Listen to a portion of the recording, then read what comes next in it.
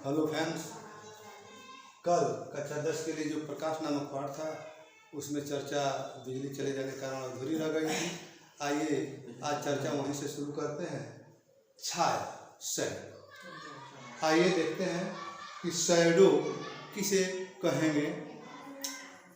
Shadow को छाया कहते हैं। ये कोई वस्तु हो, वस्तु मान लीजिए कि यह वस्तु है, कोई मकान है। यदि प्रकाश इधर से आ रहा है, ऐसे पड़ रहा है, तो यह पोर्शन तो दिखाई देगा, लेकिन यह पोर्शन दिखाई नहीं देगा, इधर दिखाई नहीं देगा। इसका मतलब क्या हुआ कि जो प्रकाश की किरणें आ रही हैं वे परावर्तित होकर के यहीं से लौट जा रहे हैं। इधर प्रकाश की अनुपस्थिति है, इसलिए जितनी चमक इधर है इधर उतनी चमक दिखाई नहीं देगी। या तो प्रकाश बिल्कुल नहीं है या है तो बहुत कम है। जब सूर्य का प्रकाश तेज होता है, वस्तुएं हैं, वस्तुओं के सामने की तरफ तो दिखाई देता है, लेकिन चूंकि विपरीत साइड में प्रकाश का मार्ग अवरोधित हो जाता है, प्रकाश उधर नहीं जाता। चूंकि जाता नहीं है तो उन स्थलों से प्रकाश परावर्तित होकर के हमारे नेत्रों में नहीं आ पाता और उसी को हम छाया कहते हैं। इस प्रकार छाया को हम परिभाषित कर सकते हैं कि किसी वस्तु के उस क्षेत्र से जिसे प्रकाश की किरणें नहीं आ पाती, अनुपस्थित होती हैं या बहुत न्यून आ पाती हैं, उसे छाया कहते हैं। आपने यहाँ देखा होगा कि दो बल्ब जल रहे हों, एक बल्ब ज़्यादा वाट का हो, दूसरा कम वाट का हो, तो जिधर से प्रकाश ज़्यादा वाट के बल्ब का पड़ रहा होता है उसके विपरीत साइड में कम वाट के बल्ब के जलते हुए भी एक छाया दिखाई देती है। यहाँ क्या है, प्रकाश दोनों जगह है, लेकिन ज़्यादा प्रकाश की तुलना में कम प्रकाश का एक क्षेत्र है और उसी को हम छाया कहते हैं। तो न्यून प्रकाश या प्रकाश की अनुपस्थिति के क्षेत्र को ही हम छाया कहते हैं। जबकि प्रतिबिंब कल पढ़े देखे हैं हम लोग कि प्रतिबिंब क्या होता है कि किसी उपकरण या किसी वस्तु से प्रकाश की किरणें परावर्तित हो करके वस्तु से होकर के दर्पण पर या लेंस में जाए और वहाँ से परावर्तित या अपवर्तित हो करके हमारे नेत्र में आवे, तो एक प्रतिबिंब बनता है। और जबकि प्रकाश किरणें किसी वस्तु पर पड़े, वो आवे, तो वह वस्तु हमें दिखाई देती है और उसका विपरीत साइड जिधर से प्रकाश नहीं आता वह छाया कहलाता है, शैडो कहलाता है। तो शैडो प्रकाश की अनुपस्थिति या न्यूनता को कहते हैं, जबकि प्रतिबिंब जो है उसमें प्रकाश होता है, वह परावर्तित प्रकाश होता है या अपवर्तित प्रकाश होता है। छाया और शैडो में हम अंतर समझ गए। आइए अब आगे बढ़ते हैं। दर्पण, जिसको मिरर कहा जाता है, दर्पण के बारे में हम विस्तार से हमें चर्चा करनी है। दर्पण की परिभाषा मैंने पूर्व वीडियो में बता दिया है कि वह चिकना सतह दर्पण कहलाता है जो अपने सतह पर आपतित संपूर्ण प्रकाश किरणों का परावर्तन कर देता है। देखें, तल के आधार पर दर्पण को 3 भागों में बांटा गया है। एक को समतल दर्पण कहते हैं, यानी ऐसी चिकनी सतह जिसका जो सतह समतल हो, प्लेन हो, इसको प्लेन मिरर अंग्रेजी में कहते हैं और हिंदी में समतल दर्पण कहते हैं। साथियों, इसी दर्पण का उपयोग हम अपना चेहरा देखने के लिए या बाल संवारने के लिए करते हैं। इसे समतल दर्पण कहते हैं, सामान्यतः दर्पण कहते हैं। इस पर यदि प्रकाश की किरण कोई ऐसे आ रही है, एक वस्तु है, वहां से 2 किरणें आई, परावर्तन के नियम हम पढ़ चुके हैं कि नियम है कि आपतन कोण परावर्तन कोण बराबर होते हैं। ये समतल पर लंब, जितना कोण ये हुआ उतना ही कोण बनाते हुए यह किरण निकलेगी, जितना कोण यह है उतना ही कोण बनाते हुए यह किरण निकलेगी। दोनों किरणें इधर को फैलेंगी पीछे इधर कहीं ऐसे मिला दें, डाट डाट से मिला दें सीधे में ये, तो इधर ये कहीं मिलती हुई प्रतीत होंगी। और यहाँ पर यदि यह ए बिंदु है, वस्तु का ए पॉइंट है, तो वस्तु का ए पॉइंट का यह प्रतिबिंब ए डैश बन जाएगा। और ठीक इसी प्रकार जो अनंत बिंदु है ए के, इस प्रकार अनंत बिंदु ए के यहाँ पर बन जाएंगे। ये समतल दर्पण से ऐसे प्रतिबिंब बनता है। यहाँ आप देख रहे होंगे कि समतल दर्पण से बने हुए प्रतिबिंब की प्रकृति क्या होती है, विशेषताएं क्या होती हैं। यह प्रतिबिंब वस्तु ऐसे है, यह बी से ए की तरफ है, तो प्रतिबिंब भी वैसे ही होगा, यानी सीधा होगा, बी डैश ए डैश प्रतिबिंब होगा। यानी समतल दर्पण से बना हुआ प्रतिबिंब सदैव सीधा होता है। दूसरा, यह प्रतिबिंब देख रहे हैं कि प्रकाश किरणें वास्तव में एक डैश बिंदु पर नहीं मिल रही हैं, अतः यह प्रतिबिंब आभासी कहलाएगा। तो समतल दर्पण से बना हुआ प्रतिबिंब सदैव आभासी होता है। दो बातें, सीधा होता है, आभासी। समतल दर्पण से जितनी दूरी पर वस्तु है, ठीक दर्पण से पीछे की ओर उतनी ही दूरी पर वस्तु का प्रतिबिंब बनता है। तीसरा पॉइंट हुआ। चौथा पॉइंट कि जो प्रतिबिंब की लंबाई होती है वह बिंब की लंबाई यानी वस्तु की लंबाई के बराबर है। ये चार बातें होती हैं। समतल दर्पण से बना हुआ प्रतिबिंब सदैव वस्तु के बराबर बनता है, दर्पण से उतनी ही दूर बनता है जितनी दर्पण के सामने दूरी पर वस्तु होती है, प्रतिबिंब की लंबाई वस्तु की लंबाई के बराबर होती है।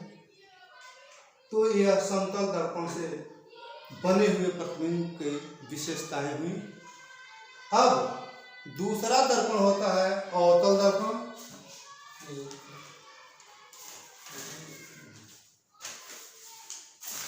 देखिए अवतल दर्पण किसे कहेंगे, पहले हम देखें। अवतल दर्पण कांच का एक खोखला गोला हो, कांच का बना हुआ एक खोखला हो, और इसको कहीं से काट दिया जाए, कहीं से काट दिया जाए, शेष जो भाग बचेगा इस प्रकार, यह अवतल दर्पण हो जाएगा। अब इसको देखें तो इस प्रकार कर सकते हैं, यह अवतल दर्पण होगा। यदि इसके बाहरी इस पृष्ठ पर हम कलई कर दें, पॉलिश कर दें, इसमें दो तल हो रहे हैं, यह तल उभरा हुआ है और यह तल दबा हुआ है। दबे हुए तल को अवतल कहते हैं और उभरे हुए तल को उत्तल कहते हैं। कांच के खोखले गोले को यदि कहीं से काट दिया जाए तो उसमें दो तल हमें एक ही साथ प्राप्त होते हैं, अवतल तल भी और उत्तल तल भी। यदि हम उत्तल तल पर पॉलिश करें तो प्रकाश किरणों के परावर्तन की जो क्रिया होगी वह अवतल तल से होगी, इसलिए ऐसे दर्पण को हम अवतल दर्पण कहेंगे। दर्पण का नामकरण किस आधार पर हुआ है कि कैसी सतह से परावर्तन की क्रिया हो रही है, उसी सतह का नाम, उस दर्पण का नाम पड़ जाता है। यहाँ पर अवतल सतह से परावर्तन की क्रिया हो रही है, इसलिए यह अवतल दर्पण। ऐसे ही ऐसे हम ले लें खोखले गोले का भाग और इसके अवतल तल पर पॉलिश कर दें तो जो परावर्तन की क्रिया ऐसे होगी, प्रकाश की किरणें ऐसे जाएंगी, वह जहाँ भी जाना होगा अभी देखेंगे परावर्तित होंगे।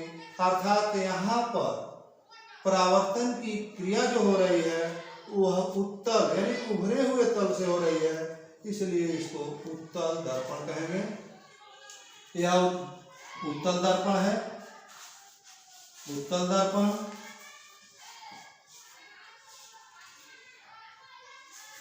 उत्तल दर्पण और यहाँ जो हम लोगों ने देखा यह अवतल दर्पण था। अवतल इसके द्वारा, इन दोनों ही दर्पणों के द्वारा प्रतिबिंब किस प्रकार निर्मित होता है, कैसे हम लेके इसको बनावें, यह जानने से पहले दर्पण से संबंधित कुछ परिभाषाएं हैं जिसको हमें समझनी है। वे परिभाषाएं एक एक करके हम लोग चर्चा करेंगे परिभाषाओं के बारे में।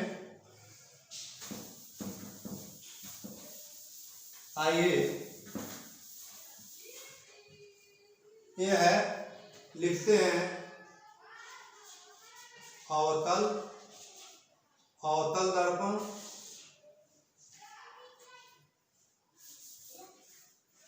चाहे वो अवतल दर्पण हो या उत्तल दर्पण हो। अभी मैंने बताया कि अवतल दर्पण कांच के या उत्तल दर्पण कांच के खोखले गोले का एक भाग होता है। दर्पण की एक एक परिभाषाएं हैं। वक्रता केंद्र, वक्रता केंद्र, दर्पण का वक्रता केंद्र क्या होता है? कोई दर्पण कांच के जिस गोले का भाग होता है उस गोले के केंद्र को दर्पण का वक्रता केंद्र कहते हैं। कोई भी दर्पण होगा, यदि वह वक्र है तो कांच के किसी खोखले गोले का कटा हुआ वो भाग है, वह भाग किस गोले का है, उस गोले के केंद्र को ही हम उस दर्पण का वक्रता केंद्र कहेंगे। अब मान लीजिए कि यह कटा हुआ भाग ऐसे है, छोटा भाग ले लिया, एक तरफ पॉलिश भी कर दिया, यह अवतल दर्पण होगा। दोनों सिरों से, हालांकि चित्र में द्विविमी दिख रहा है, वास्तव में गोले का कटा हुआ भाग, खोखले गोले का कटा हुआ भाग जो होगा वह एक तवे के समान, जिस पर हम रोटी पकाते हैं उस प्रकार होगा, और उसकी चारों तरफ परिधि से मध्य का केंद्र मान लिया जाए, मापा जाए, मध्य बिंदु प्राप्त होगा। इसको P से डिनोट करते हैं और इसको दर्पण का ध्रुव कहते हैं। सीधी सी बात है, किसी अवतल दर्पण या उत्तल दर्पण के मध्य बिंदु को दर्पण का ध्रुव कहते हैं। वक्रता केंद्र हमने जान लिया, यह हुआ ध्रुव। सबके साथ दर्पण जुड़ता चला जाएगा। दर्पण का वक्रता केंद्र, दर्पण का ध्रुव। दर्पण का वक्रता केंद्र, दर्पण गोले के जिस भाग, खोखले गोले का जो भाग होता है उस गोले के केंद्र को वक्रता केंद्र कहते हैं। दर्पण के मध्य बिंदु को ध्रुव कहते हैं। अब यह मान लीजिए कि यह दर्पण का भाग हमने लिया था, इसका मध्य बिंदु या P हो गया, और केंद्र को, वक्रता केंद्र को C से डिनोट किया जाता है। C और P की दूरी, अर्थात किसी दर्पण के वक्रता केंद्र और उसके ध्रुव यानी पोल के बीच की दूरी को वक्रता त्रिज्या कहते हैं। वक्रता त्रिज्या,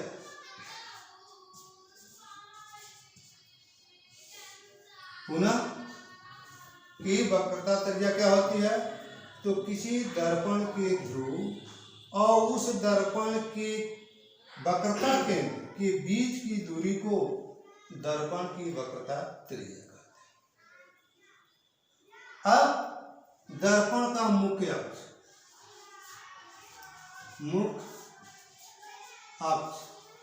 दर्पण का मुख्य अक्ष क्या होता है साथियों?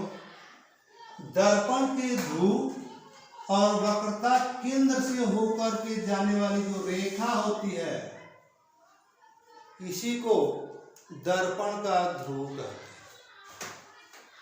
दर्पण के ध्रुव और दर्पण के वक्रता केंद्र से होकर के जाने वाली रेखा दर्पण की मुख्य अक्ष कहलाती है। एक पॉइंट और है इसमें समझने को, उसको परिभाषित हम करेंगे। इस मुख्य अक्ष के समांतर यदि किरणें दर्पण पर आपतित हो रही हों तो ऐसा देखा गया है कि मुख्य अक्ष पर स्थित, यही मुख्य अक्ष है CP, CP पर कोई बिंदु P और C के बीच ही होता है, कहीं ऐसा बिंदु होता है कि ये मुख्य अक्ष के समांतर आपतित सभी किरणें इस बिंदु से होकर के ही परावर्तन के पश्चात गुजरती हैं। 4 किरणें हमने आपतित कराया और चारों ही किरणें इस अक्ष पर स्थित एक ही बिंदु से होकर के आप परावर्तित हो रही हैं। इस बिंदु को हम दर्पण का फोकस बिंदु कहते हैं और F से डिनोट करते हैं। यहाँ C और P के बीच में इसको F से डिनोट यहाँ करेंगे। इसको कहते हैं मुख्य फोकस, फोकस बिंदु, फोकस बिंदु। तो दर्पण से संबंधित परिभाषाएं हुई। दर्पण का वक्रता केंद्र, दर्पण का ध्रुव, दर्पण की वक्रता त्रिज्या, दर्पण का मुख्य अक्ष और दर्पण का फोकस बिंदु। साथियों, दर्पण के फोकस बिंदु की विशेषता अभी मैंने बताई कि दर्पण के मुख्य अक्ष के समांतर आपतित किरणें दर्पण से परावर्तन के पश्चात मुख्य अक्ष के जिस बिंदु से होकर गुजरती हैं या जिस बिंदु से होकर के आती हुई प्रतीत होती हैं, आती हुई उत्तल दर्पण के लिए ये होता है लागू, प्रतीत होती हैं, उस बिंदु को दर्पण का फोकस बिंदु कहते हैं। एक और पॉइंट हमें जानना है, फोकस दूरी। फोकस दूरी, दर्पण की फोकस दूरी क्या होती है? तो ये सीधा सा है, दर्पण के ध्रुव और फोकस बिंदु के बीच की दूरी को दर्पण की फोकस दूरी कहते हैं। दर्पण के ध्रुव जो P है और फोकस बिंदु जो F से डिनोट किया जाता है के बीच की जो दूरी होती है, इस दूरी को ही उस दर्पण की फोकस दूरी कहते हैं। इस फोकस दूरी की एक विशेषता और होती है, कोई भी आपतित किरण यदि फोकस से होकर के दर्पण पर आपतित हो रही है तो यह मुख्य अक्ष के समांतर होकर के ही परावर्तित होगी। उत्तल दर्पण में भी ऐसा ही होता है। थोड़ा सा हम देख लें हम लोग। उत्तल दर्पण यदि बनावे,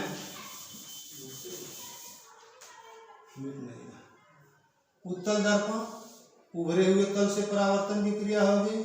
यह अवतल तल पर पॉलिश दिखाया जाएगा। यह इसका मुख्य अक्ष, दर्पण का मध्य बिंदु P हो जाएगा और यहाँ पर यदि F बिंदु है, इधर कहीं जिसका यह केंद्र होगा, इधर C बिंदु इसका हो जाएगा। ये मान लिया जाएगा यह C है, यानी वक्रता केंद्र, फोकस बिंदु, ध्रुव और F के बीच की दूरी फोकस दूरी, ध्रुव और C यानी वक्रता केंद्र के बीच की दूरी वक्रता त्रिज्या। C को वक्रता केंद्र कहते हैं, F को फोकस बिंदु कहते हैं और P और C से जाने वाली रेखा दर्पण की मुख्य अक्ष कहलाती है। यह उत्तल दर्पण है।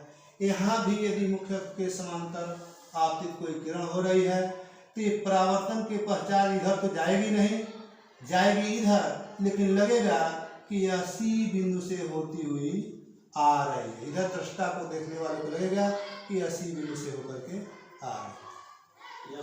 जो भी किरणें ऐसे होंगी वो सब C बिंदु से ऐसे C बिंदु से होकर के परावर्तित होती हुई दिखाई देंगी।